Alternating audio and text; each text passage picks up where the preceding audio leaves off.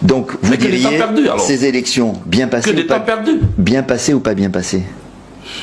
Une élection au cours de laquelle... Faites-moi une réponse brève. Oui, une élection au cours de laquelle il y a eu des morts. Même si c'est un seul mort, c'est une vie qu'on a perdue. On ne peut pas dire que c'est bien passé. Est-ce que vous dites que les résultats sont légitimes? Écoutez, ce n'est pas moi qui le dis. De fait, le président Ouattara a été à des élections. Moi, je l'ai dit. Quand vous allez à une élection qui est déclarée, qui est proclamée, selon les règles constitutionnelles, il y a des élections tel jour, le 25 octobre ou le 22 octobre, je ne sais plus. Alors, si vous décidez de ne pas y participer, même si c'est 1 million de personnes qui y ont participé, même si c'est 500 000 personnes qui y ont participé, mais celui qui va être élu, il est votre président. Et donc, ça c'est derrière nous.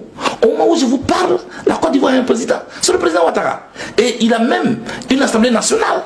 Et ces élections législatives, la plupart des partis politiques y ont participé. Donc ça, ce débat-là, il est derrière nous. Maintenant, qu'est-ce qu'on fait? Vous en reconnaissez évidemment le résultat. Est-ce que vous diriez qu'elle s'est déroulée selon une conformité aux standards internationaux de ce qu'on appelle la démocratie? Ce n'est pas à moi de juger ça. Il y a eu des observateurs internationaux qui en ont jugé. Oui, c'est que les observateurs ont dit les engagent. Moi, j'ai soutenu une candidate qui est Simone Eïvé Gbagbo. Nous sommes allés à ces élections. En notre nom, elle a fait une déclaration à la fin des élections. Tout à fait. Elle a reconnu le candidat élu. Ce qu'elle a dit m'engage. Voilà.